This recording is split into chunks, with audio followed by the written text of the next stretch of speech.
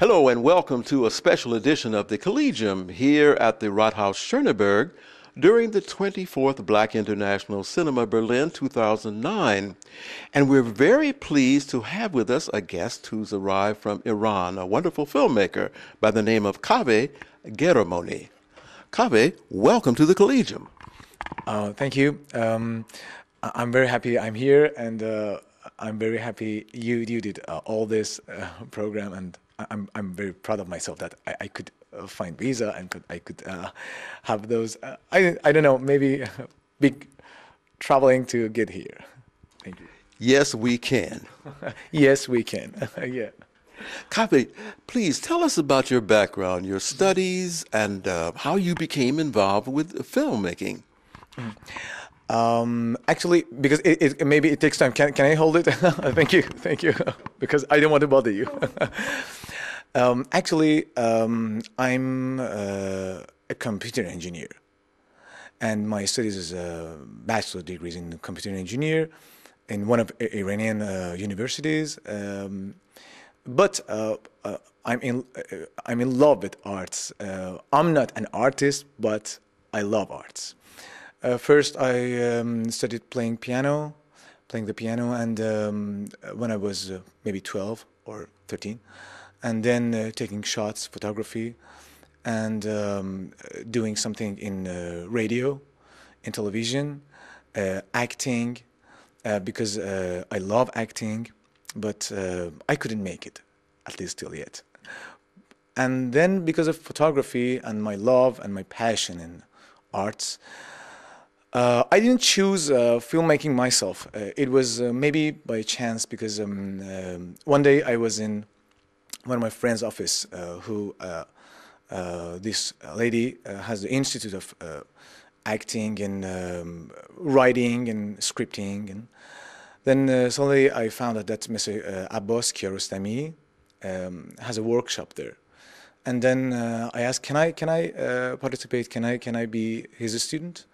And she answered me back, yes. So I could get in touch, and I become one of Mr. Kiarostami's students. And then I started to make films, but this time, now, I don't call myself a director, because director is a big name. But I'm very little and I'm very young. As I told you in the opening ceremony, I'm not young in my age, because I'm 31, but I'm a young filmmaker, but I just love it, because you can tell whatever you want, you can do whatever you want, and because you have all the materials, you have text, you have music, you have pictures, you have camera, you have everything to tell whatever you want. So we have to be good and we have to be strong to tell whatever we want in a good way, maybe in the best way. That's interesting, and you're working with a very distinguished director. I've heard of his work. He's quite internationally known. Okay, so you have the text and you have the materials. Now my question is, what is your vision? What is it you want to do with these materials? In art, a lot of it has to do with intentionality or your goals. So what stories have you told and do you want to tell with your experience and with the materials that you have available to you?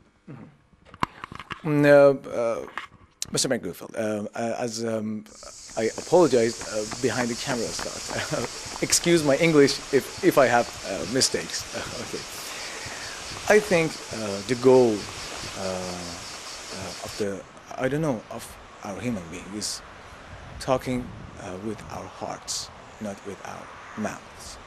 So when you tell something, if it's true, if it's not, if it's political, if it's emotional, if it's whatever, I don't know the category, but if you want to tell me a joke, when you tell me a joke from your heart, I will laugh. because that joke is real. Just being real, just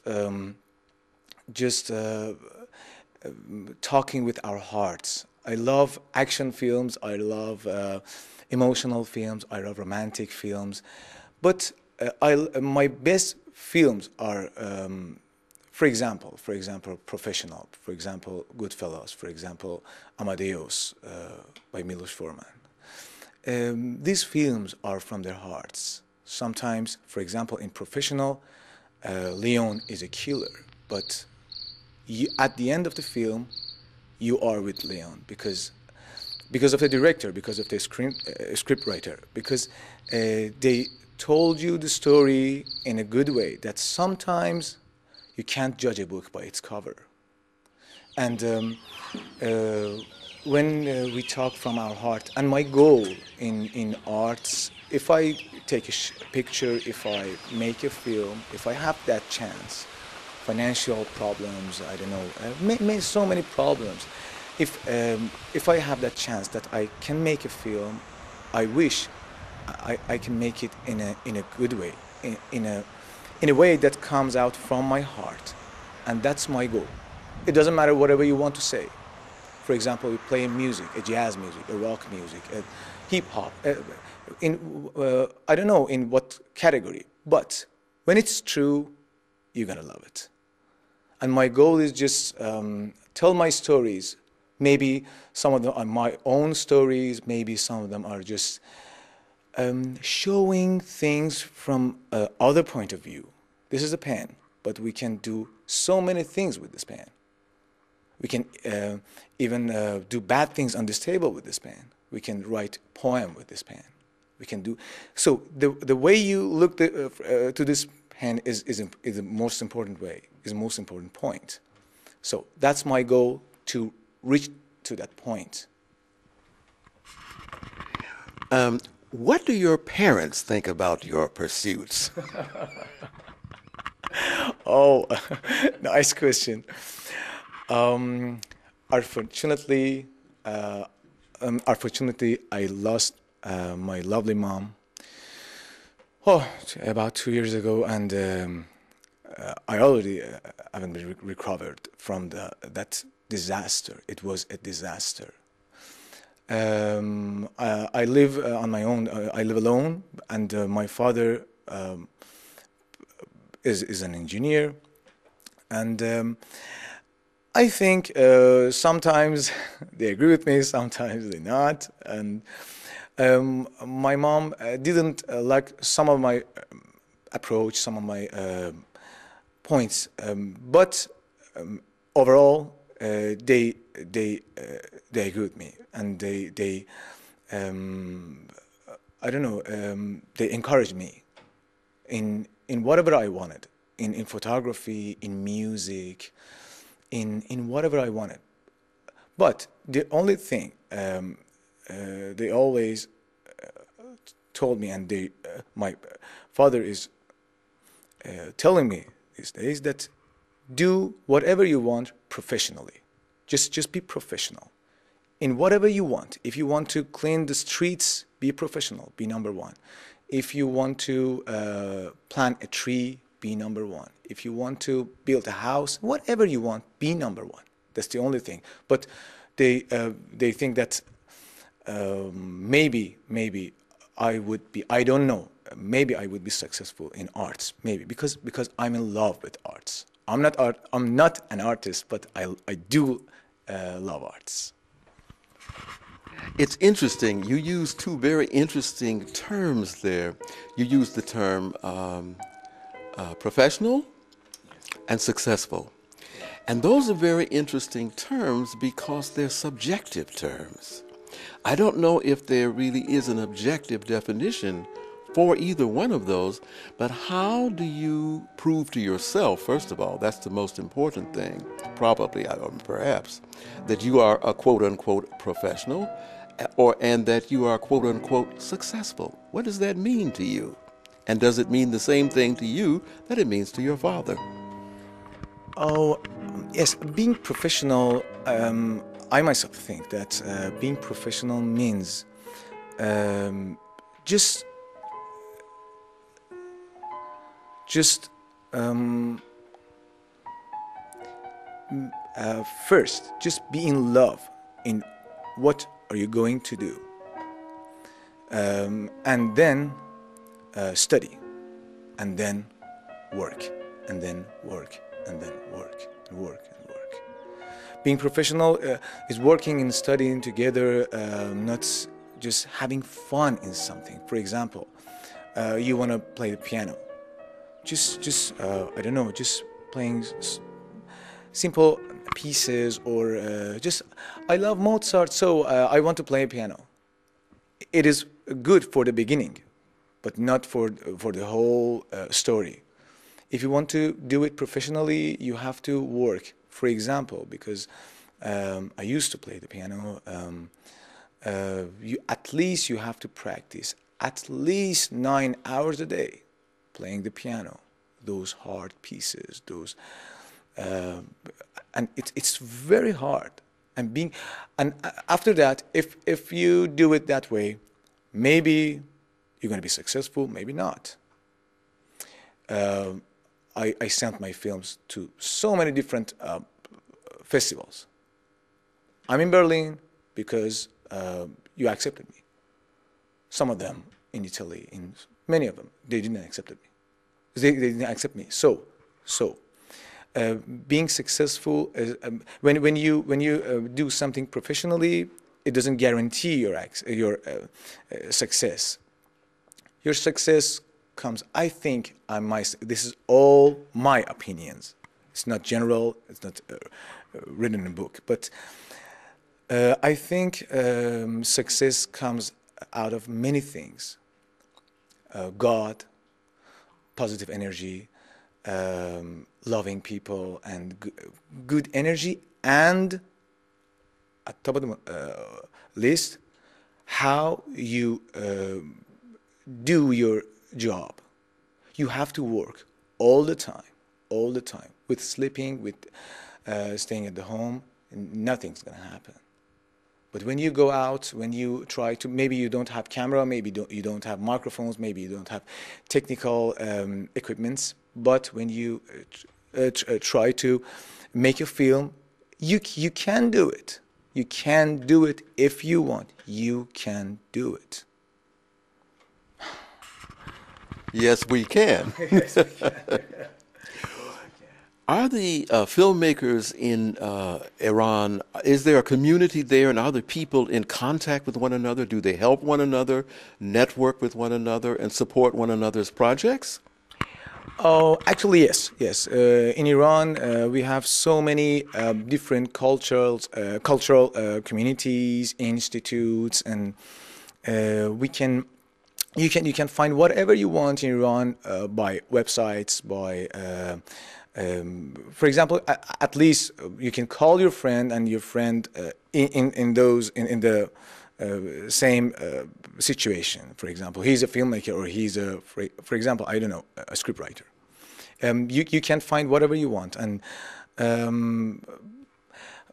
we have something good, we have lack of something, but overall, it's very, I don't know, it's very. For me, it's very interesting, and it's very good to work in Iran, because in Iran, for example, you have techniques, but you have to have something to tell with techniques. I'll give you the best camera. So what? What do you want to film? In Iran, we have so many different subjects, and also good people, and also good communities to be in touch with, and find whatever you want. How would you describe your approach to filmmaking?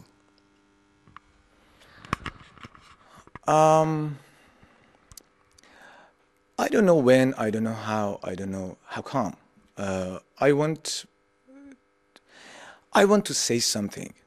I myself, me, Kaveh Ghahremany, I want to say something that I couldn't do it till now in photography and, for example, music, just playing the piano, and graphic designing and web designing, because I'm a computer engineer and I had a small office for web designing and web programming, but I couldn't tell what I wanted. So I think maybe because of acting, because I love acting, and maybe I always had have an example about acting and filmmaking. I think acting was a girl who I couldn't marry with, and filmmaking is her sister. And now I can see the another sister that I was in love with. So my approach in filmmaking is someday I can tell what I want, because in Mr. Kiarostami's workshops, we had subjects in each workshop. For example, 2 subjects for each workshop. That's, for example, taxi, for example, tree. And during the workshop, for example, 3 months, 4 months, you're walking in the street, you always look at the trees and ask yourself that, what story can I tell from this tree, from the little one, from the big one, from one in my yard, from... you always think, and it's the best way for not thinking about bad things. And filmmaking, I think, because I'm very little, I'm a child in filmmaking, but I think filmmaking, I think occupies all your energy, because you all the time have to think about music, have to think about scripts, have to think about narration, dialogues, stories, and you feel good because, for example, for a sportman, for a runner, for a basketballist, for I don't know, for a footballist, running and releasing that energy helps them sleep good, because they're tired at the end of the day. And I think in filmmaking, you're tired at the end of the day. Well, when you talk about being tired, that the filmmaking certainly, and the effort that goes into it, taxes you physically. But what about your emotions? How does filmmaking address you emotionally? We'll take the physical side, intellectual, if you will, but certainly the emotions. I don't know if I get it right, but emotionally, you get involved with your actors, your actresses, your cameraman, your boom man, and because you're a team. Being in a team, I think, is one of the most helpful way to being healthy mentally, being in a team, a teamwork. And you're a man in charge when you're a director, or maybe a producer, because I've never been a producer of some the other directors. But when you're a director, when you're trying to make, for example, a website, not an art piece, a website. You have a programmer, you have a graphic designer, you have a photographer, you have a reporter, you have a researcher, you have a team that you're in charge at last. So you're in love, and you make those people feeling good, and at last a good production comes out. And I think physical involvement in filmmaking and emotional involvement are not separated. I think they're both the same, because when you're physically, when you're involved in filmmaking, physically and emotionally and mentally, all you're involved with. Interesting. Have you had the opportunities to view many African films? Unfortunately not. And If you have a possibility, one of the things that I found very interesting about your film was the attention to detail, the fact that the film gave the viewer an opportunity to not only observe, but to think and feel the subject matter that you were dealing with. There was not a lot of quick cuts like a video for MTV. And one of the things that I found very interesting in observing African films was also quite often that slow pace that gave the viewer the opportunity to become involved in what was happening. Your response to that approach? exactly, you're right. Because I think cutting film into 1,000 pieces, 1,000 scenes, and it is good, but not for all genres of films. It is good for action films, for spy films, for those films like, yes, like Born Identity, for example. It is good, but when you want to tell a story, when like reading books, when you read a book, you can imagine whatever you want: the house, the man, the woman, the kid, the streets. You can imagine whatever you want. It's like a poem for you, and you make your own film from that book, and this is the best part of reading books, because many people rather watching the film about one story than reading that book. But we have so many professional book readers that they won't change the opportunity of one story, watching the film, or reading the book. They'll choose reading the book because you have time. You can be relaxed, and you can imagine whatever you want. I think in this 21st century that everywhere is technological, and everywhere we have so many, I don't know, Star Wars, Terminators, and these technical, for example, films,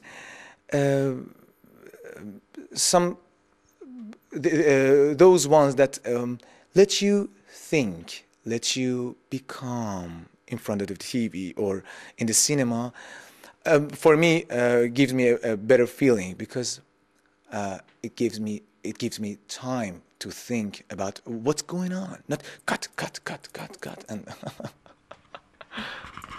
Well, film usually is what we call a capital-intensive business. How do you handle that situation, or the filmmakers there? Are there scholarships or funding from the government to help persons like yourselves, or how do you fellows make magic with the money to make the film? Oh, it's a very good question, because yeah, sometimes we have communities that they help you, because just you have to just tell them what your story is about, and if they accept, like around the world, just like other countries, other cities, that if they accept your story, for example, they think that if it's a short film, because short films are not going to make money, because but feature films, yes, because you can go, you can be in the cinema, you can sell something, but especially in short films, you can't sell anything, because it's very artistic, it's very intellectual, and short films, I think, is for special people, and finding money is the most difficult part sometimes. And in Iran, we have different types of communities that they're governmental, and some of them are not governmental, but we have two different types that they help you, they give you money if they just accept your story, if it's good or not if it's political or not if it's, I don't know, if it's good or not, at least good. Well, what is your vision for the future? Oh, my vision about future. I think it's very good. It's going to be good because I think I'm not political, and I don't like politics because I think art is much better. And but I think, and my political information is very bad, very bad. I don't know nothing about what's going on. But I think these years, people are tired of having war, having fights. For example, in my country, sometimes I see, or last night here in Berlin, I saw two people were fighting, but this fight is just for 2 minutes, and then somebody comes in and please, please, and everything gonna be okay, because they themselves, those people that are fighting, they themselves are tired of fighting, because fighting is not the way. Talking, because we're all humans, and I think, and I hope everything gonna be okay. Everything gonna be okay, I think. Well, welcome to Berlin, and it's been a pleasure to share your work with our audience, and we look forward to sharing more of it with our audiences in the future. Thank you very much. Thank you. Thank you. So stay with us, and remember, you are participating in what else but the Collegium.